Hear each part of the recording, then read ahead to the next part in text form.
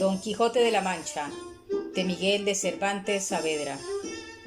Segunda entrega.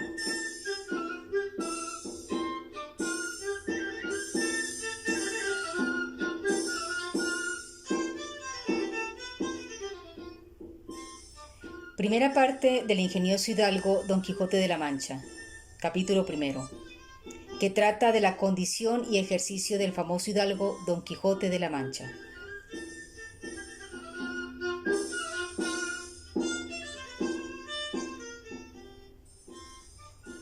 En un lugar de la Mancha, de cuyo nombre no quiero acordarme, no ha mucho tiempo que vivía un hidalgo de los de lanza en astillero, adarga antigua, rocín flaco y galgo corredor. Una olla de algo más vaca que carnero, salpicón las más noches, duelos y quebrantos los sábados, lenteja los viernes, algún palomino de añadidura los domingos, consumían las 3 partes de su hacienda. El resto de la concluía sayo de velarte, calzas de velludo para las fiestas con sus pantuflos de lo mismo, y los días de entre semana se honraba con su vellolí de lo más fino. Tenía en su casa una ama que pasaba de los 40 y una sobrina que no llegaba a los 20, y un mozo de campo y plaza que así ensillaba el rocín como tomaba la podadera. Frisaba la edad de nuestro hidalgo con los 50 años. Era de complexión recia, seco las carnes, enjunto el rostro, gran madrugador y amigo de la casa. Quieren decir que tenía el sobrenombre de Quijada o Quesada, que en esto hay alguna diferencia en los autores que de este caso escriben, aunque, por conjeturas verosímiles, se deja entender que se llamaba Quejana. Pero esto no importa a nuestro cuento, basta que en la narración de él no se salga un punto de la verdad. Es pues de saber que este sobredicho hidalgo, los ratos que estaba ocioso, que eran los más del año, se daba a leer libros de caballerías con tanta afición y gusto, que olvidó casi de todo punto el ejercicio de la casa y aún la administración de su hacienda. Y llegó a tanto su curiosidad y desatino en esto, que vendió muchas hanegas de tierra de sembradura para comprar libros de caballerías en que leer. Y así llevó a su casa todos cuanto pudo haber de ellos, y de todos ninguno le parecía tan bien como los que compuso el famoso Feliciano de Silva, porque la claridad de su prosa y aquellas intrincadas razones suyas le parecían de perlas, y más cuando llegaba a leer aquellos requiebros y cartas de desafíos donde en muchas partes hallaba escrito: la razón de la sinrazón que a mi razón se hace, de tal manera mi razón enflaquece, que con razón me quejo de la vuestra fermosura. Y también cuando leía: los altos cielos que de vuestra divinidad divinamente con las estrellas os fortifican y os hacen merecedora del merecimiento que merece la vuestra grandeza. Con estas razones perdía el pobre caballero el juicio, y desvelábase por entenderlas y desentrañarlas el sentido, que no se lo sacara ni las entenderas el mismo Aristóteles, si resucitara solo para ello. No estaba muy bien con las heridas que don Belenís daba y recibía, porque se imaginaba que, por grandes maestros que le hubiesen curado, no dejaría de tener el rostro y todo el cuerpo lleno de cicatrices y señales. Pero, con todo, alababa en su autor aquel acabar su libro con la promesa de que aquella inacabable aventura, y muchas veces le vino deseo de tomar la pluma y darle fin al pie de la letra, como allí se promete, y sin duda alguna lo hiciere, y aún saliere con ello, si otros mayores y continuos pensamientos no le estorbaran. Tuvo muchas veces competencia con el cura de su lugar, que era hombre docto, graduado en Sigüenza, sobre el cual había sido mejor caballero, Palmerín de Inglaterra o Amadís de Gaula. Mas maese Nicolás, barbero del mismo pueblo, decía que ninguno llegaba al caballero Amadís de Feo, porque tenía muy acomodada condición para todo, que no era caballero melindroso, ni tan llorón como su hermano, y que en lo de valentía no le iba en zaga a nadie. En resolución, él se enfrascó tanto en su lectura que se le pasaban las noches leyendo de claro en claro y los días de turbio en turbio. Y así, del poco dormir y del mucho leer, se le secó el cerebro, de manera que vino a perder el juicio. Llenósele la fantasía de todo aquello que leía en los libros, así de encantamientos como de pendencias, batallas, desafíos, heridas, requiebros, amores, tormentas y disparates imposibles. Y asentósele de tal modo en la imaginación que era verdad toda aquella máquina de aquellas sonadas y soñadas invenciones que leía, que para él no había otra historia más cierta en el mundo. Decía él que el Cid Ruiz Díaz había sido muy buen caballero, pero que no tenía que ver con el caballero de la ardiente espada, que de solo un revés había partido por medio dos fieros y descomunales gigantes. Mejor estaba con Bernardo el Carpio, porque en Roncesvalles había muerto a Roldán el Encantado, valiéndose de la industria de Hércules, cuando hubo a Ateneo, el hijo de la tierra, entre los brazos. Decía mucho bien del gigante Morgante, porque, con ser de aquella generación gigantea, que todos son soberbios y descomedidos, él solo era afable y bien criado. Pero, sobre todo, estaba bien con Reinaldos de Montalbán,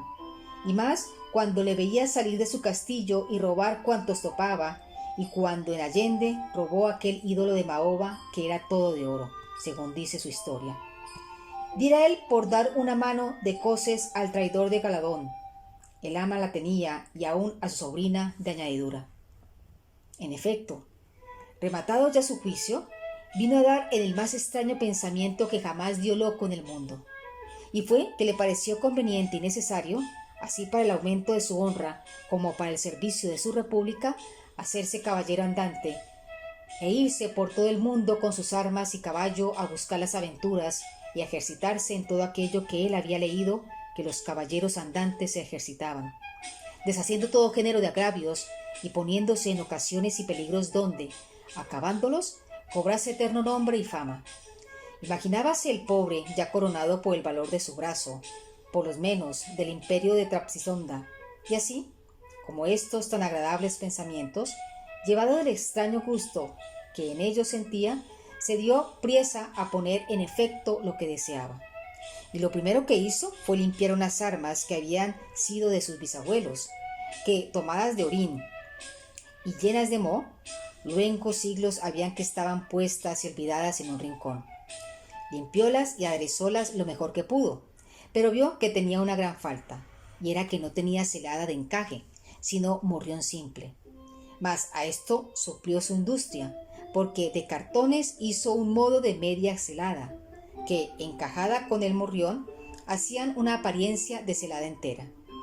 Es verdad que para probar si era fuerte y podía estar al riesgo de una cuchillada, sacó su espada y le dio 2 golpes, y con el primero y en un punto deshizo lo que había hecho en una semana.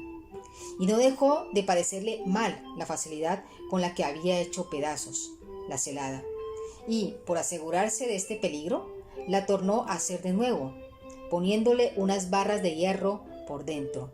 de tal manera que él quedó satisfecho de su fortaleza, y sin querer hacer nueva experiencia de ella, la diputó y tuvo por celada finísima de encaje. Fue luego a ver su rocín, y aunque tenía más cuartos que un real y más tachas que el caballo de Gonela, que tantum pelis et osa fuit, le pareció que ni el bucéfalo de Alejandro, ni Babieca, el del mío Cid, con él se igualaban. 4 días se le pasaron en imaginar qué nombre le pondría, porque, según se decía él a sí mismo, no era razón que caballo de caballero tan famoso y tan bueno él por sí, estuviese sin nombre conocido. Y ansí procuraba acomodársele de manera que declarase quién había sido antes que fuese de caballero andante,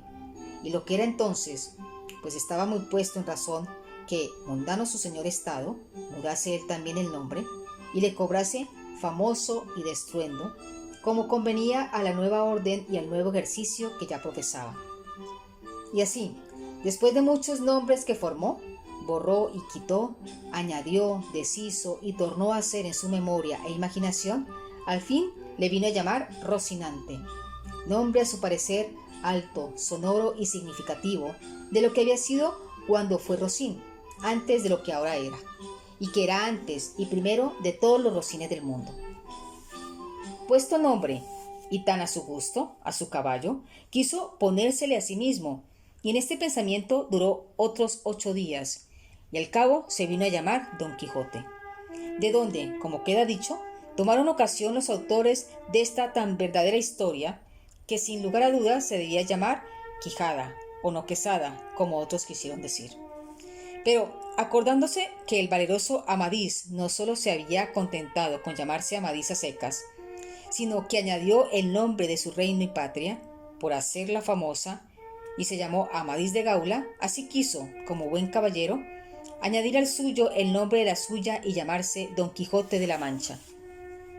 con que, a su parecer, declaraba muy al vivo su linaje y patria, y la honraba con tomar el sobrenombre de ella. Limpias pues sus armas, hecho el morrión celada, puesto nombre a su rocín, y confirmándose a sí mismo, se dio a entender que no le faltaba otra cosa sino buscar una dama de quien enamorarse, porque el caballero andante, sin amores, era árbol sin hojas y sin frutos y cuerpo sin alma. Decíase él así: si yo, por malos de mis pecados, o por mi buena suerte, me encuentro por ahí con algún gigante, como de ordinario les acontece a los caballeros andantes, y le derribo de un encuentro, y le parto por mitad del cuerpo, o finalmente le venzo y le rindo, ¿no será bien tener a quien enviarle presentado, y que entre y se hinque de rodillas ante mi dulce señora, y diga con voz humilde y rendido: yo, señora, soy el gigante Caraculiambo, señor de la ínsula Maliandrania,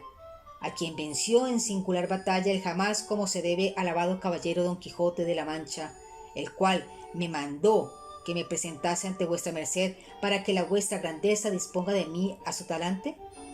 Oh,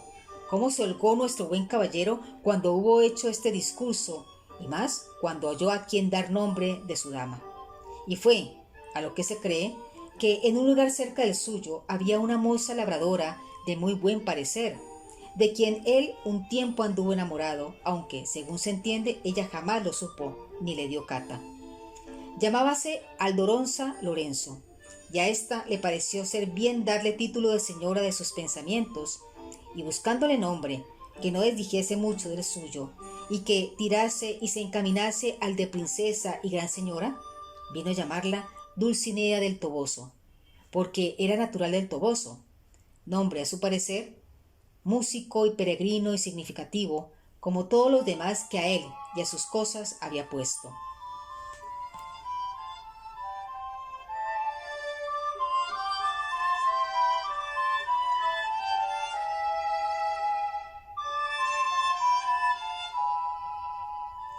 Capítulo 2, que trata de la primera salida que de su tierra hizo el ingenioso Don Quijote.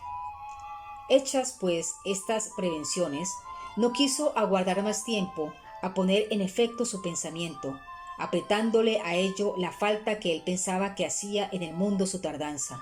según eran los agravios que pensaba deshacer, tuertos que enderezar, sin razones que enmendar y abusos que mejorar y deudas que satisfacer. Y así, sin dar parte a persona alguna de su intención, y sin que nadie le viese, una mañana antes del día, que era uno de los calurosos del mes de julio, se armó de todas sus armas, subió sobre Rocinante, puesta su mal compuesta celada, embrazó su adaga, tomó su lanza, y por la puerta falsa de un corral salió al campo con grandísimo contento y alborozo de ver con cuánta facilidad había dado principio a su buen deseo. Mas apenas se vio en el campo, cuando le asaltó un pensamiento terrible, y tal que por poco le hiciera dejar la comenzada empresa. Y fue que le vino a la memoria que no era armado caballero, y que, conforme a la ley de caballería, ni podía ni debía tomar armas con ningún caballero. Y puesto que lo fuera, había de llevar armas blancas, como noble caballero, sin empresa en el escudo, hasta que por su esfuerzo la ganase. Estos pensamientos le hicieron titubear en su propósito, mas, pudiendo más su locura que otra razón alguna, propuso de hacerse armar caballero del primero que topase,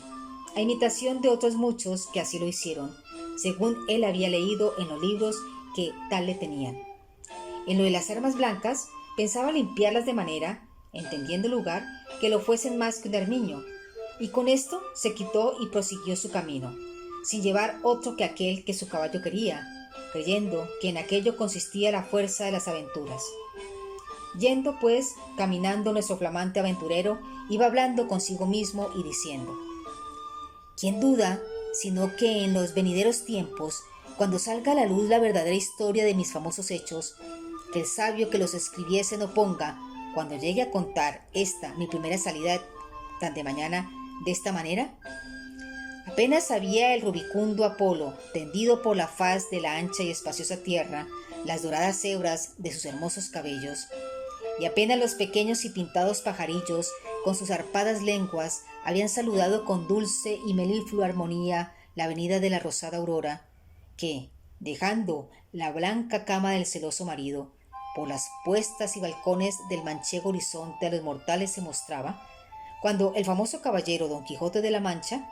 dejando las ociosas plumas, subió sobre su famoso caballo Rocinante y comenzó a caminar por el antiguo y conocido campo de Montiel. Y era la verdad que por él caminaba, y añadió diciendo: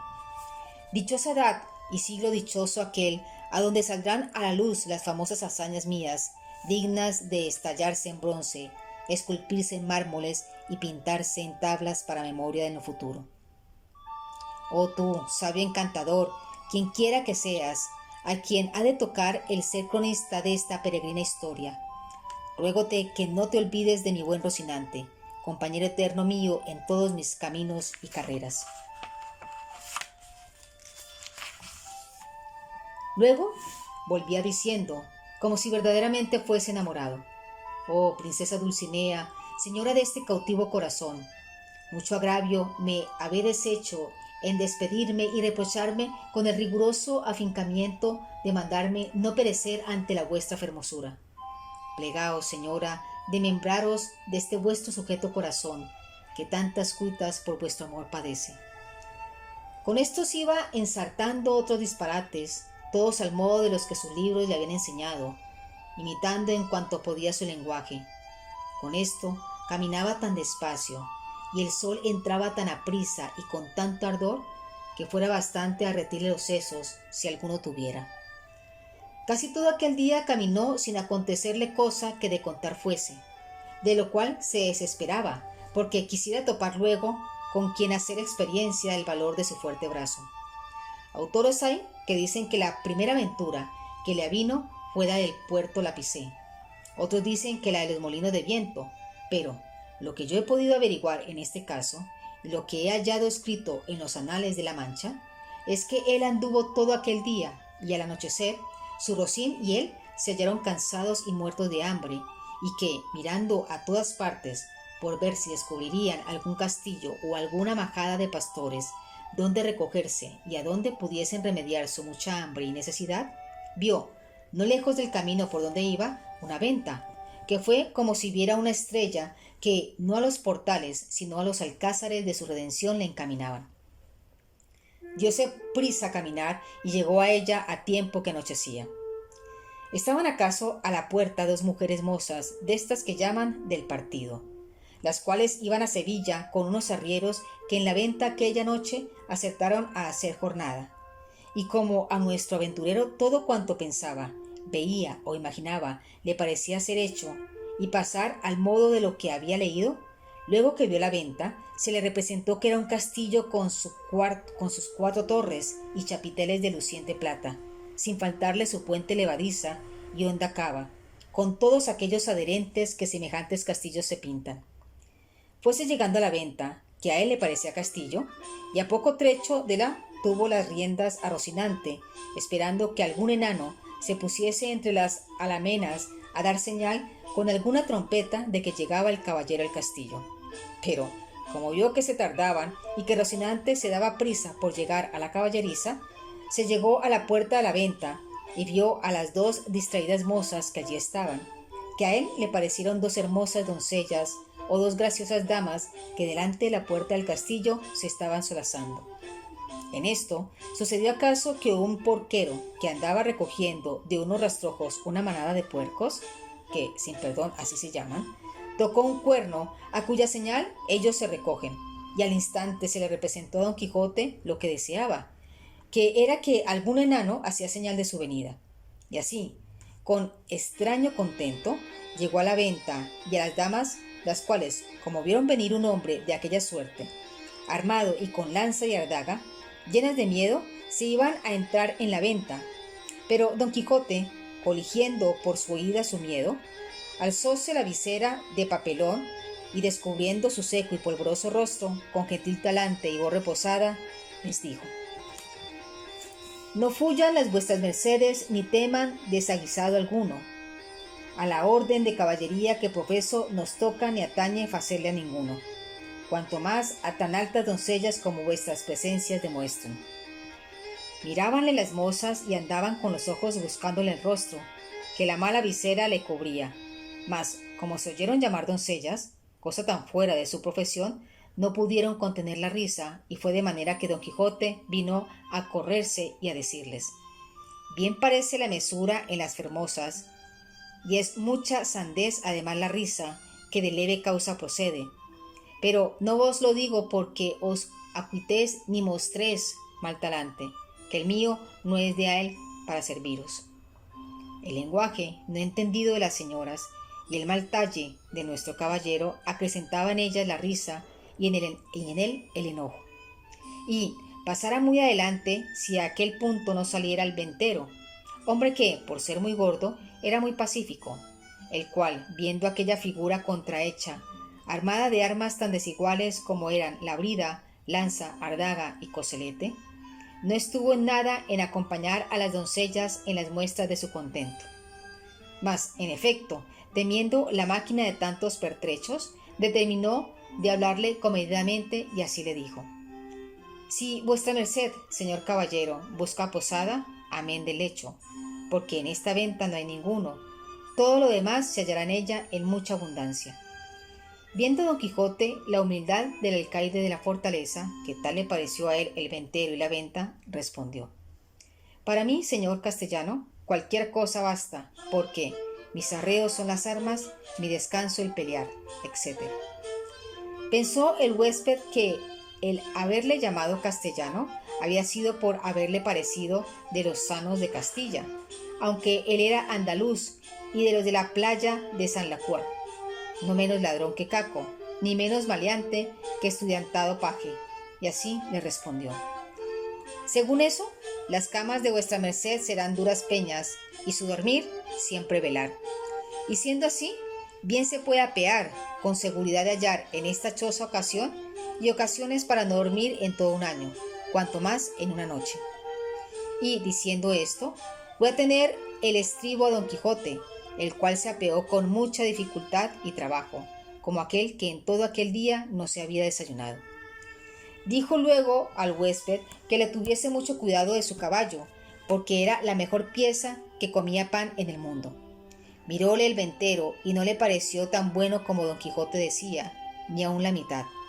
Y acomodándole en la caballeriza, volvió a ver lo que su huésped mandaba, al cual estaban desarmando las doncellas, que ya se habían reconciliado con él,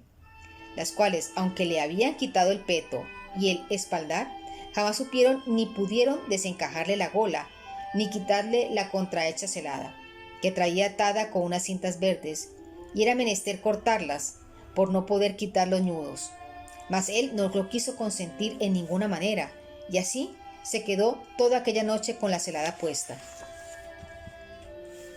que era la más graciosa y extraña figura que se pudiera pensar,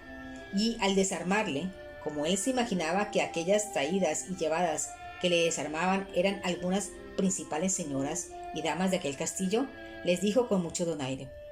Nunca fuera caballero de damas tan bien servido como fuera Don Quijote cuando de su aldea vino. Doncellas juraban de él, princesas del su Rocino, o Rocinante, que este es el nombre, señorías mías, de mi caballo, y Don Quijote de la Mancha el mío, que puesto que no quisiera descubrirme fasta que las fazañas fechas en vuestro servicio y pro me descubrieran, la fuerza de acomodar al propósito presente este romance viejo de Lanzarote ha sido causa que sepáis mi nombre antes de toda razón. Pero tiempo vendrá en que las vuestras señorías me manden y yo obedezca, y el valor de mi brazo descubra el deseo que tengo de serviros. Las mozas, que no estaban hechas a oír semejantes retóricas, no respondían palabra, solo le preguntaron si quería comer alguna cosa. Cualquier llantería, respondió Don Quijote, porque a lo que entiendo me haría mucho al caso. A dicha acertó a ser viernes aquel día, y no había en toda la venta sino unas raciones de un pescado que en Castilla llaman abadejo, y en Andalucía bacalao, y en otras partes curadillo, y en otras truchuela. Preguntándole si por ventura comería su merced truchuela, que no había otro pescado que darle a comer. Como haya muchas truchuelas, respondió Don Quijote, podrán servir de una trucha, porque eso se me da que me den 8 reales en sencillos que en una pieza de a un 8. Cuanto más que podría ser que fuese estas truchuelas como la ternera, que es mejor que la vaca, y el cabrito que el cabrón. Pero sea lo que fuere, venga luego, que el trabajo y peso de las armas no se puede llevar sin el gobierno de las tripas. Pusieron en la mesa a la puerta de la ventana, por el fresco, y trujóle el huésped una porción del mal remojado y peor cocido bacalao, y un pan tan negro y mugriento como sus armas. Pero era materia de grande risa verle comer, porque, como tenía puesta la celada y alzada la visera, no podía poner nada en la boca con sus manos si otro no se lo daba y ponía. Y así, una de aquellas señoras servía de este menester, mas al darle de beber no fue posible, ni lo fuera si el ventero no horadara una caña y puesto él un cabo en la boca, pues el otro le iba echando vino, y todo esto lo recibía en paciencia, a trueco de no romper las cintas de la celada. Estando en esto, llegó acaso a la venta un castrador de puercos, y, así como llegó, sonó su silbato de caña 4 o 5 veces, con lo cual acabó de confirmar Don Quijote que estaba en algún famoso castillo, y que le servían con música, y que el abadejo eran truchas, el pan candeal, y las rameras damas, y el ventero castellano del castillo, y con esto daba por bien empleada su determinación y salida.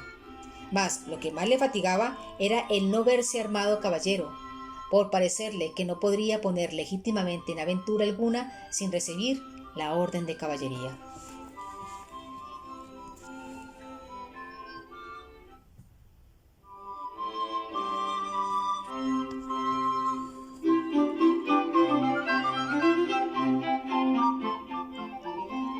Y esperad vuestras mercedes la tercera entrega.